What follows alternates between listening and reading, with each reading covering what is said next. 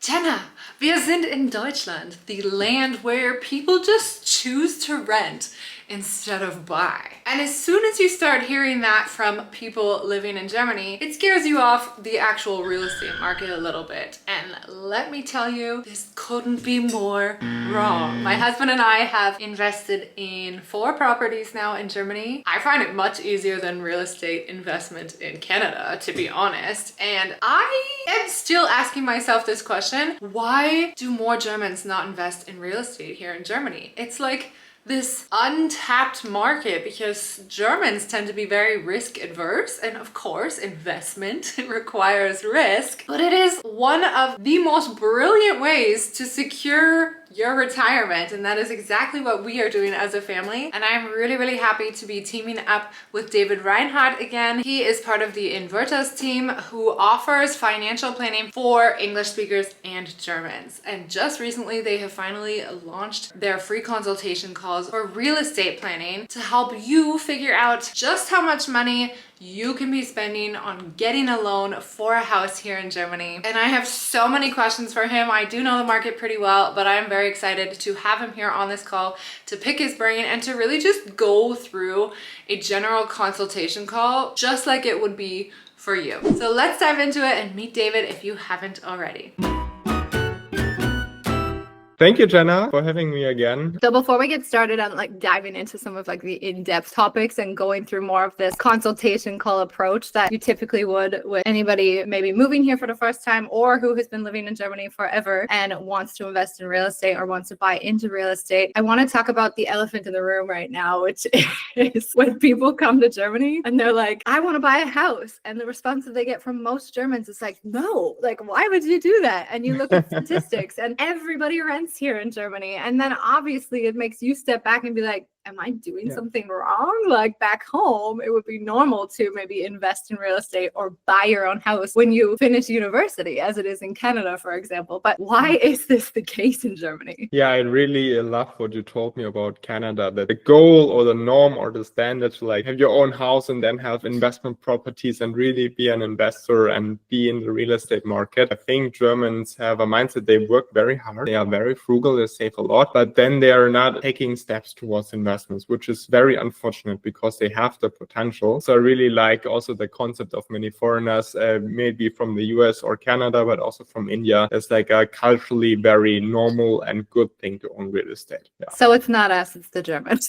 Yeah, exactly. It's definitely the Germans. Yeah. I mean, you can look at why from Germany come the greatest innovations. We have one of the best job markets, one of the best economies in the world. And still the people that live here, right? When you look at the wealth and all of that compared to other countries that are doing economically a lot worse, we're very far behind because Germans are hard workers, they're frugal and all of that, but they're not good wealth builders, usually. Yeah. And I was questioning the whole time, is there something wrong with the real estate market right now? What is the market like at the moment? A mentor of me told me once that I really like this quote: the best time to buy real estate was 100 years ago. Yep. Right? The second best time is right now. People say, okay, oh, the market is high. A market that goes up long-term over time, all the time, even if the location isn't increasing, we just have inflation. Central banks are just printing money. Your money is becoming worth less each year. Yep. It means even if there's nothing happening in the real estate market per se, the real estate is becoming worth more because the little bricks that it's built on and the materials just get more expensive. Yes, it goes up over long term, right? We've had some years with declines, but it goes up over long term. And I know so many people say, oh, when the market is gonna come down, then I'm gonna buy. Yeah. Right?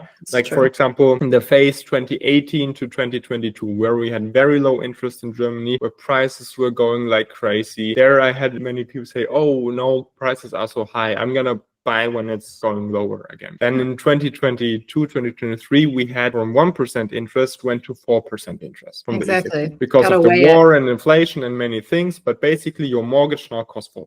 That, of course, led to the prices from the top going down because buyers could not, basically, they have to pay 3 times the mortgage for the same property. Right? Yeah. It means prices naturally went down, of course. And then I said to many people, hey, are you buying now? The prices have gone down. No, interests are high. And there's the uncertainty with like the government and what regulations they will bring. And what do we have to do about the energy and all of that? Now prices are going up again. There will always be 10 good reasons not to invest. First of all, you'll never find a perfect property. Second of all, there's never a perfect time. There's always issues. My key message is always just to start. When you have a deal that makes sense, I'll tell you what that means in a second, then just start investing right when your mortgage is covered by the rental income and by the tax advantage. Then just start. The first property that I bought that also was cash flow negative. And I'm still very glad I bought it because it was in the middle of 2024 and or the beginning of 2024. So there, like the sentiment was very bad. Everyone was very pessimistic and said, oh, you're crazy to buy real estate right now. There's this and this and this and this uncertainty. So I'm very happy that I bought it, even though it was like at 4.5% interest. So just start. That will make you, when you do it correctly, very wealthy. It's the same with like filming on YouTube. People are always like, oh, Jenna, I wish I could do it. And I'm like, just do it. The only thing really stopping you is you. And I think it's definitely easier said than done because people are scared. Maybe they're risk adverse. Maybe they just don't know the market well enough. But I do have to say, it doesn't take rocket science to invest in real estate. And I think that's the problem, is that people scare you into thinking that that's true, into believing that's true, when in reality, you have so many people, you know, like your team who are there to support you. One thing I've learned is that you can't do it all. You can't learn the entire real estate market and what's perfect, which one's going to be the best investment. And I think that's the problem, is that we want to be able to learn it all and do it all, when in reality, we have people who can help you. I'm actually more risk adverse than my German husband, which is very unheard of. He tells me this all the time. It's simple math, Jenna. Yes. It would be great to even dive into it right now, if you're okay with that, to understand what makes a good investment, because to my husband, it's simple math. But to me, I'm like, I don't know. That was also my experience, because the first property that my wife and I bought, we searched for ourselves in an area that we thought was good and all of that, went on ImmoScout, went on Besichtigungen, did the entire thing basically, and then also bought the first property, but that's like very time consuming. The next 5 properties that we bought, we all bought through our service of our company. And I would personally say we got a better deal there. It also becomes more automated in a way, like that once you've built that trust, it becomes so easy that you can replicate it a lot more often. And I think that's also what we've felt, even as a couple buying property, as the first one was the hardest, because you're still learning a lot, and it becomes almost this one simple strategy that you can follow every single time. Yeah. So what makes a property a good property then? So for me, a good property is when you put 10% down payment, and after that, the rental income that you get plus the tax advantage that you get, if there is one, that covers your mortgage, that pays off your mortgage. That for me is a good property, plain and simple. That's basically my rule to my husband, because he loves real estate, is I'm like, we're not investing in it if the rent does not pay off the mortgage and then some. And then just for the sake of our family, the first property we purchased was really hard, because he was running to go find the handyman to fix the pipes, to do this and that. And it does become a full-time job. And I think that's what people have to be careful of. So now I say, not only does it have to pay off the mortgage, the rent, but we also have to have a little bit more money on the side to save in case of repairs, and also enough to pay a property manager. And then you've really hit gold. I think. Of course, it takes a lot of searching. So that's where the support really comes in handy. What would the steps be like then? Like, what does someone, let's say someone's coming to Germany for the first time, like what do you think that they would really need to start with? Of course, you first need to meet a couple of requirements. In order to buy real estate, you have to have a down payment. You can start lower than many people think, right? So for example, the starting properties that we have are like at 250,000. And for that, you need like 30,000 euros in equity. Okay. Right? So you think 10% would be like a good estimate then? Yeah. So you always need to have the 10%. In most cases, you also need to bring that into the deal. In some cases, when you have a very, very good bonität, so like a very good salary, we can even finance with less than 10% equity. So you can imagine all the properties that we have are already pre-checked with the bank. Okay. So we already know that with a good bonität, you get 100% financing.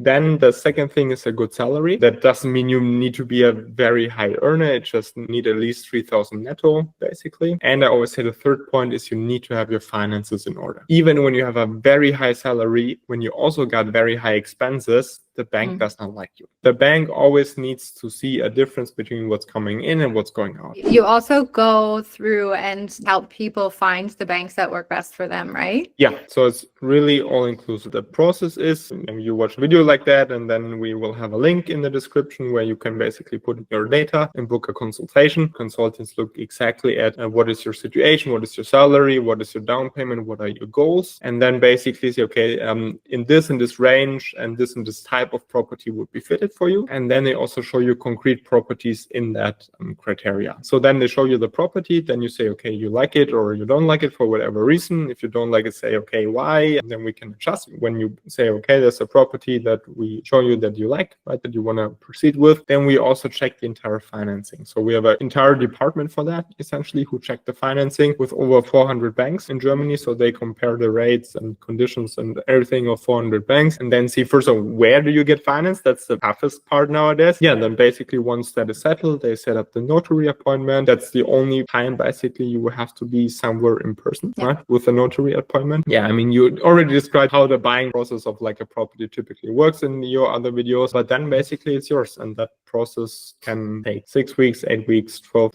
weeks. It depends on how quick you are and the banks are and all of that, but that's basically the process. And then you're the owner of the investment property. It's completely managed. So as you said, we always calculate in the Hausverwaltung, so like a property manager, because we also have the philosophy, you don't need to live there where you buy. You can be anywhere in Germany because it's fully managed. You never have to be there. It's just also like all of my properties are managed. Like the tenants don't even have my number. When there's something, they call a property manager and he just writes my WhatsApp, hey, this and this broke or whatever. Here's the invoice for the draftsman, cost 200 euros. I pay the invoice, he books it, and that's it. So I never have to be there. I never have to be in the everyday operating, which is very important, I think, when you buy it as an investment property. Yeah, so that's basically the process through our service and how that looks. I can say from having experience on both ends and learning about the different processes, we went into it not planning on being real estate business owners and quickly realized, oh, what have we gotten ourselves into? And I have to say, taking the route of actually getting this full service support from somebody is really a lot more worth it, especially if you say, I want to make a good investment for my future, but I don't have the time to do it, because we didn't have the time to do it and yet got caught into it. And now I'm like, maybe you should change your job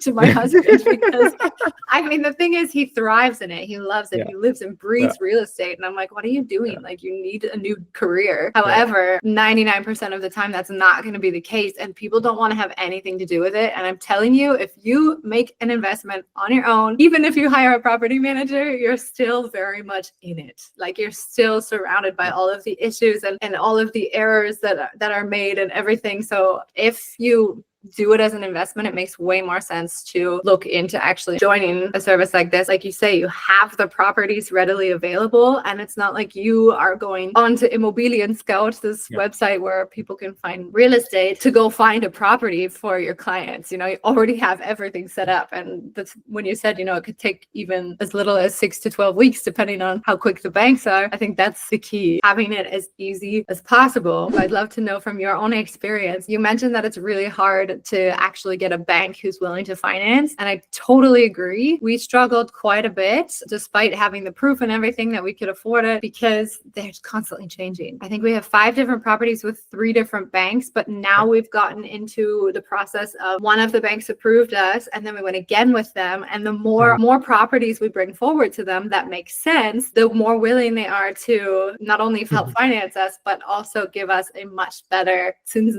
interest rate on the mortgage, which we've been able to purchase the last couple houses with next to no down payment. That's like something that's also quite often the case in your situation. After comparing like 400 different banks, you find one and then potentially going with them moving forward. Yeah, that really depends on the bank. Sometimes I really don't understand the logics behind that. Of course, like our financing team has banks that they are very close with, where they know people, and all of that is also how, like in 2024, my wife and I financed more than €1 million. They were able to do it also through contacts that they had there. What you said is very different with banks. There are banks who say the more you have with them, the better it gets, and when they see that you're a good investor. But there are also banks who have limits. Yeah. Right? So, for example, one bank that I'm with, they're basically when you go over $1 million in debt that you have in mortgage with them, basically. So we had close to $1 million with them. Then when we ask, okay, we want to go over $1 million, then they get more strict because they don't want to have the risk in the books from one investor. And with other banks, that's the totally other way around. And you mentioned Kaiserslautern as being a good investment area right now. Are there any other places in Germany where you're like, yes, like this is where it's booming? The philosophy is always that the rental income plus the tax advantage have to cover the mortgage. And this is, of course, not the case in Munich, in a city, or in Hamburg or in Frankfurt. These cities are just not fit for investors, basically, who want to begin and want to follow that philosophy. Right?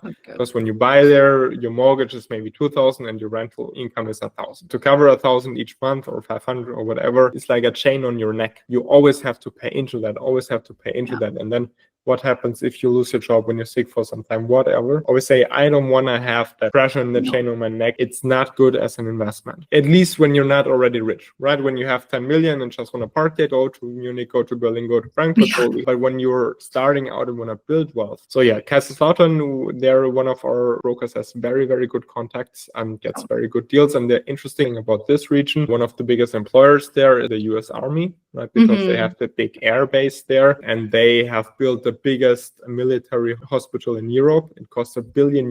They're not going away. Like, let me put it like this: when you have an army base, when you have 50,000 people there, when you have just built the biggest military hospital in Europe for $1 billion, you're probably not moving out. Right? Yeah. True. Yeah. So, and if you do, then other people take over the hospital, and there's still going to be jobs. So, but the interesting thing there is basically that you can rent to US Army members, and there the rental yield can be very good. So that's one area we're active in. The Frankfurt region is the second area. So everything 1 hour to Frankfurt, I would say it's structurally very strong, very good place to, not Frankfurt itself, of course, the prices are way too high. And then, of course, the main part is in Baden-Württemberg. So southern Germany, investing professors say, like, behind every little town in Baden-Württemberg, there's a company with their own research and development department. So that's very special and unique in the entire world, that we have like the hidden champions basically sit here in like small villages, right? Not big areas, metropolitan regions, also in like small villages. So we have very good infrastructure everywhere. We have very good jobs everywhere. That means basically in Baden-Württemberg, there's such a high rental demand. So there we have the most properties. Rental yield is not the only relevant factor, it's also the location. And you have to find a good middle ground there, because the better the location, the higher the prices will be. And you have to find a good middle ground where you have a good location where there's a very high rental demand, and there's still going to be a high rental demand in 10 years. I mean, whoever lives in Baden-Württemberg and wants to rent there, all places is catastrophic. Yeah. If you want to find an apartment, it's catastrophic in all places in Baden-Württemberg. Right?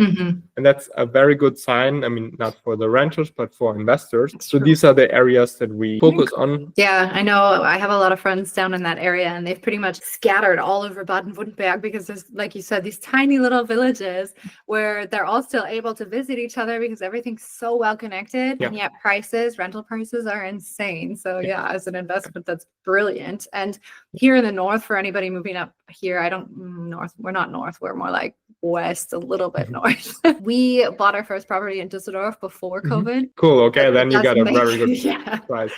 It makes no sense. We've never looked back at Düsseldorf again, because it's just a waste of time. And now our other properties are in Duisburg, Krefeld, and we also look in Kast, Meerbusch. These are basically all the surrounding towns around Düsseldorf that you can still commute into for work. I think most of what we've chatted about in this call has been valid for both Germans and for for expats and internationals alike. But maybe we can just jump into the topic of what is going to be different for somebody who's either first moving to Germany or somebody who just simply is not a German. One thing is the financing. So when you do not have either permanent residence permit or German citizenship, when you just have like for a blue card, for example, or an Aufenthaltstitel that's limited, then most banks don't like you as much. So then the financing, we can do that, that's no problem, but the financing becomes harder, right? And you may have to put a bit more equity into the deal. We also finance 100% for blue card holders. Don't get me wrong, it's possible, but then your bonität needs to be better. The second difference, of course, some experts have the thought of, okay, what happens when I move back to my country or to another country? And there's a question, what happens to your rental property when you move out of Germany? And you have two options. For example, when you move after 5 years, right?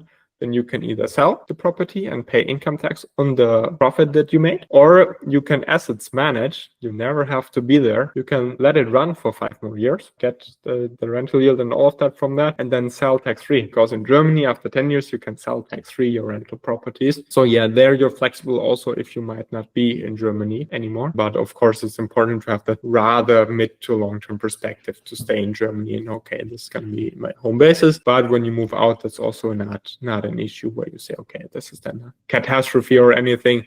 You can either keep it or sell it. That's no problem. Okay, so that's just a little bit tougher to get through. For English speakers, of course, the language is a huge barrier. Everything is in German, of course, and that's why we built this service entire English speaking. So all of the finance consulting team, the property consulting team, the property managers, everything English speaking. Of course, for example, the buying contract and everything, that's still going to be in German. That's just the way it is in Germany, but we can walk you through it. So the language barrier is a thing that holds a lot of people up because they're afraid, okay, we might not understand it and all of that. And that's what we're here to guide you through. You mentioned the 10 years part, and I wanted to expand on that as well, because that's kind of our rule of thumb, is that we'll never sell anything until you've reached that 10-year point, because you don't have to pay taxes after you sell after 10 years. But what other tax benefits do we have by purchasing houses here in Germany? Like, why buy over rent? A lot.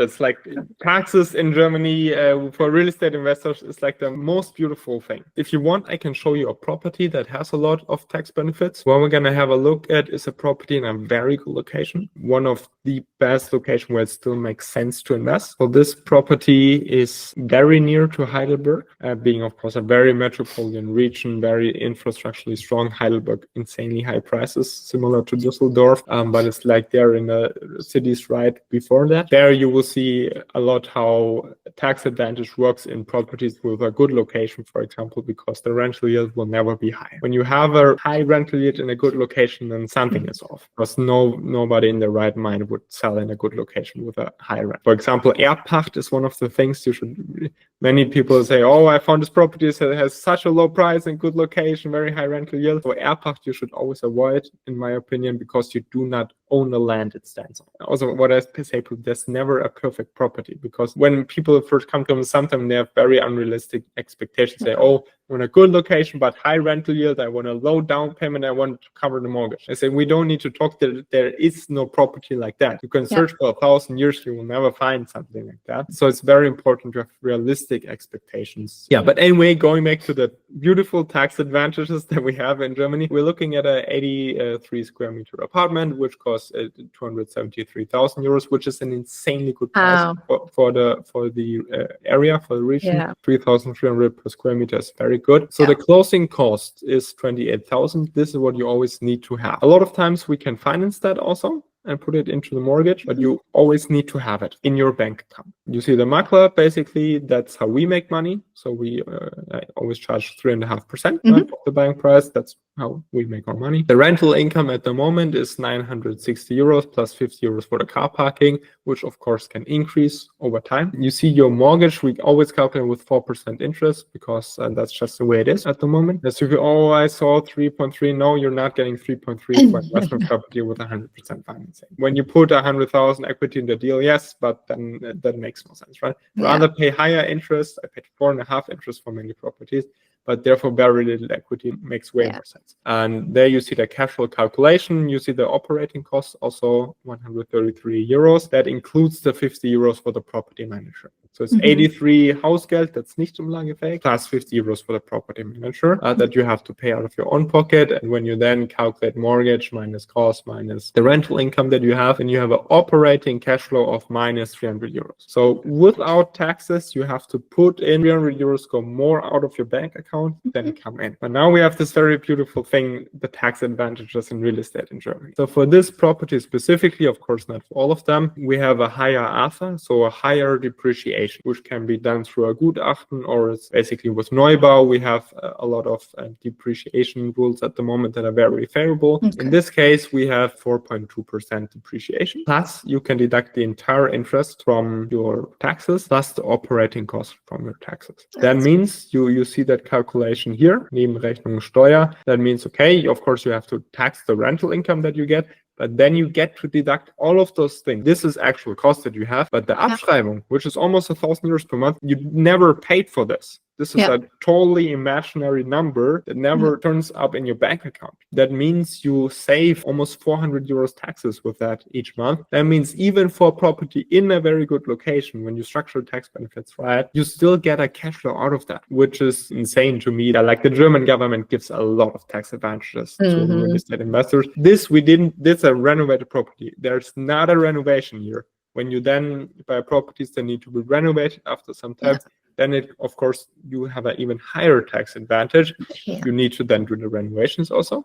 Again, you can calculate with your property manager, but mostly we sell renovated properties because there you don't need to take care of anything. But that is just when you buy the all-inclusive package where you need to do nothing and you still have those insane tax advantages. And the important thing is what happens in 10 years. As you said, okay, after 10 years, you see, do we want to sell? Do we want to keep this property and all of that? So what happens in 10 years? We always calculate, you see here, with only 2% inflation. We do not calculate that the area gets better, that there are whatever. We do not calculate with that. We just say everything gets priced more 2%. Your costs are gonna increase 2%, the rents are gonna increase 2%, and the property is gonna increase 2%. Right? Okay. So worst case. Literally just the inflation, which is so we always calculate very conservatively. How does that look then in 10 years? This is what you see in this column. So your real estate is now worth 339,000 euros. You still have 225,000 euros in outstanding mortgage. You put in initially 28,000. You got a cash flow accumulated 11,000 over the 10 years. That means your profit after taxes, your tax-free profit is 97,000 euros. Not bad. Right, for a 30,000 euro investment. And that's why I love real estate, because there's no place else where you can invest 30,000 and make 100,000 profit tax-free after 10 years. Incredible. Right? So and even if every year something breaks in your apartment, which is not the case realistically, deduct 10,000 euros. But you're still at 90,000 euros. Yeah, absolutely. Even if you have a shitty tenant one time and he doesn't pay for a year or trash your apartment or whatever, deduct a year's rent, you're still at 80,000 profit. Yeah. Even if those worst cases come, which by the way, probability that you have a Mietnomade, which is like the people thing that people are very afraid of. People moving in, not paying, trashing the apartment, all of that. It's like 1 out of 30,000. That's true. Yeah. Yes, you hear the horror stories, but you need to buy first 30,000 investment properties before it statistically hits you. Yeah, and the horror stories really are like, oh, they didn't paint the apartment when they left. Like we're talking like a couple thousand euros that they're gonna have to fix. So I think worst case is really not that bad. Like obviously it's a very, very hard thing to answer, but where do you see the future going in Immobilien, in real estate here in Germany? Like how do you feel about it? I feel very good. When you live and have earning in Germany, the best real estate investment in the world, because you can finance 100% of it. That's not, to my knowledge, anywhere possible in the world. Even in the US, you have to put at least like 20% down payment always. And what we calculate here is with 2% appreciation, which is only the inflation. I think it's in the next 10 years going to be higher. What we see from the central banks, printing more money is circulated. That's going to lead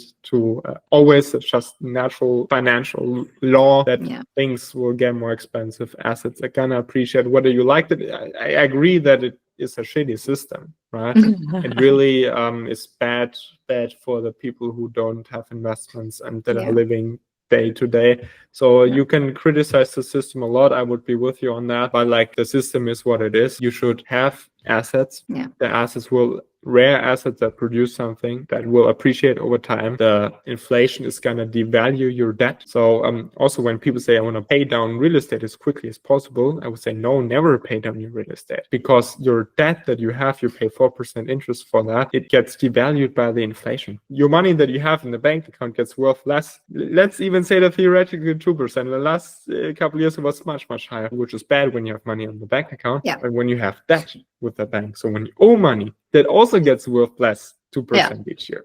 Right? That's true. So that's a factor that plays on top of that, basically. I see the future for real estate in good locations very brightly in Germany. Again, Eastern Germany, I would never invest personally unless you know really the place. But like in South and West and Hessen, all of that there, I see the future very, very brightly for German real estate. Because yes, some people say, oh, we have a job market crisis, we have economy crisis, all of that. That's true. But like we're a small country and we're the third largest world's economy. Some of the like best engineering comes from Germany. Some people I feel like have written off Germany a bit. And I'm like, we're a very, very small country, and we're the third largest world's economy. Like, it should be a no-brainer. This is like an economical miracle that we have in Germany. But even if you're more of a pessimistic person, I would say, okay, calculate with your 2% inflation. I think we can all agree that we're going to have at least that. Yeah. And still, as you see, it's going to be very fine. You can still win. Yeah. I think I've asked you enough questions for today. When you go through the link in Jenna's video, and we will guide you through this entire process to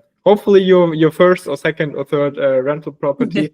And one thing I can promise you, when you bought the first and then you operate for some time and then you like it, you will always come back for the next. But as you said, it's like sort of an addiction because once you got how this works, this is you want to buy more and more. The smart way of gambling. Awesome. Thank you so much, David. You're welcome. Thank you for having me again, Jenna.